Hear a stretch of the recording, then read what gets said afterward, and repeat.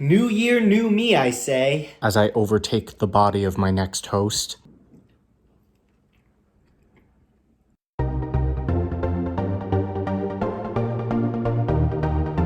Hey guys, if you're new to my channel, my name is John and I am vlogging my journey towards financial independence. I'm starting a new series. It's going to be called M1 Finance Chronicles, and basically I'm just going to tell you guys how my M1 Finance portfolio is doing.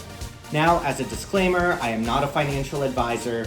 I am a beginner investor who's just trying to learn more about investing. That being said, here are my strategies for my M1 Finance portfolio in particular. I have 5 principles that I want to abide by. First, I want to just buy and hold stocks. Second, I want to have a high risk tolerance. Third, I want to aim for dollar cost averaging. 4, I want to diversify. And 5, I just want to be open-minded to new suggestions. So if you guys have any suggestions about how I can improve my portfolio, feel free to just leave them in the comments down below. Also, I just want to say that I do have a high risk tolerance because I am 25 years old. I have a long time horizon, and with time on my side, I have time to make up for any fluctuations in the market as well as any mistakes that I make personally. I do have another brokerage account which is less aggressive than this portfolio in particular, and my other brokerage account is basically for my 5-year goals. So yeah, this video is going to focus on my M1 Finance portfolio specifically. 40% of my portfolio is made up of pre-made expert pies. I guess you could describe my portfolio as hyper aggressive, with 40% being made of expert pies, aka people who know what they're doing, and 60% made up of individual stocks that I chose, aka I don't know what I'm doing. I'm okay with this for now just because I really want to have fun with this portfolio, you know? So my first expert pie is a Vanguard REIT ETF. That makes up 10% of my entire portfolio, or 1/4 of my expert pie section. My expense ratio is 0.26%. The reason I chose the Vanguard REIT ETF is because I really liked the diversification that this REIT offered. Diversification is super important to me, and this REIT also gives out dividends. I am well aware of the risks. I think that this REIT has a very narrow scope since it only invests in the real estate industry, but I'm okay with it, even though it could be more volatile than my other positions. 1/4 of my expert pie section of my portfolio is the Schwab International Equity ETF, which has an expense ratio of 0.06%. This ETF attempts to track large and mid-capitalization companies in developed countries outside the US. The reason I chose this position was because it was an affordable choice for exposure into international markets, and I talked before about how diversification in my portfolio is pretty important to me. My third expert pie, again 10% of my entire portfolio, or 1/4 of my expert pie section, is the Vanguard FTSE Emerging Markets ETF, with an expense ratio of 0.12%. I think that this position is very high risk, high reward. Again, I'm totally okay with that. This ETF does exactly what it says it does, which is invest in emerging markets around the world, and it attempts to closely track returns in other countries, including China. So yeah, my last expert pie is the Nuveen ESG Small Cap ETF, which again makes up 10% of my entire portfolio, or 1/4 of my expert section of my portfolio. This ETF in particular has an expense ratio of 0.4%, and this ETF again invests in small capitalization US equity securities. From my understanding, when you invest in equity securities, you have equity in a company and you have shares, and as a shareholder, you have voting rights.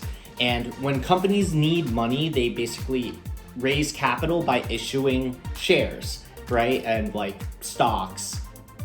And when the company grows, they give out dividends. So basically you're part owner and you have dividends. I am not a financial advisor, but that's my understanding of it so far. Feel free to correct me if I'm wrong. The ESG part of the Nuveen ESG Small Cap basically stands for environmental, social, and governance. So this ETF basically invests in companies that follow these environmental, social, and governance regulations. For me, I really care about environmental and social responsibility. I care about how companies treat their workers. These are things that are really important to me from a moral standpoint. Another thing that I like about this position in particular is that it really has a varied allocation. It invests in information technology, in the financial sector, in the healthcare sector, in the real estate sector, and a bunch of other stuff. So again, it adds more diversification to my portfolio. So now we're gonna move on to the rest of my portfolio, which is 60% made up of individual stocks that I chose. I am well aware that we shouldn't try to beat the market ourselves. So while choosing my stocks, I asked myself two questions. One, would I be a customer for these companies? And two, would I want to work for these companies? I personally think that from an intuitive standpoint and not necessarily a technical analysis standpoint, those are pretty good indicators for whether or not a company is good to invest in. So my first position is Tesla. I invested in Tesla because I just believe in Elon Musk. I believe in his mission. I believe in his conviction. Time and time again, he showed us that he can bounce back from failure and come out ahead. I also think that Tesla is revolutionary and we're going to continue to see more high-tech products in the future. So I'm really excited for this company in particular because I think that there's a lot of growth potential there. My second position is in Comcast. Comcast is not a sexy stock like Facebook or Amazon, but I like their consistency. I also enjoy Xfinity Internet and phone service. I think that the phone service is really great. It uses the same towers as Verizon. The service is cheaper. I'm only paying $45 a month for unlimited. So I think that Comcast and Comcast Xfinity in particular are just very competitive. I also invested in Grubhub. So Grubhub is a food delivery service. It's been doing really well. I could have a millennial bias, but we're just going to forego that for a bit. From a consumer standpoint, if I am going to order food out, I'm going to use Grubhub. I've never had a problem with them. I just think that they're a very strong company. My next position is in Lockheed Martin. The reason I invested in this stock is for stock diversification in a different vector. So basically, Lockheed Martin is an aerospace, defense, security, and technologies company. It has about 100,000 employees. In this sector, I feel like Lockheed Martin has a very predominant presence. So my next position is Hilton. Hilton owns a bunch of hotels, from your more budget-friendly hotels, like your Hampton Inns, to your very luxurious hotels like the Waldorf Astoria or Conrad. Hilton has done really well over the past few years. I know that people have had customer service issues with Hilton's main competitor, Marriott, especially after Marriott merged with SVG. I'm actually kind of predicting an exodus of Marriott loyalists to Hilton.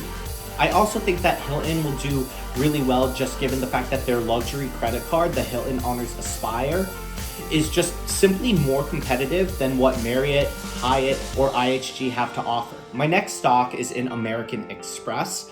American Express has been on fire lately with their credit cards. They can charge higher annual fees than their main competitor Chase without losing any customers. American Express also offers a high-yield savings account, which, while not the best in the market, is still pretty competitive. And every year, they're just becoming more widely accepted amongst merchants, despite charging higher merchant fees. I think that American Express is a winning company.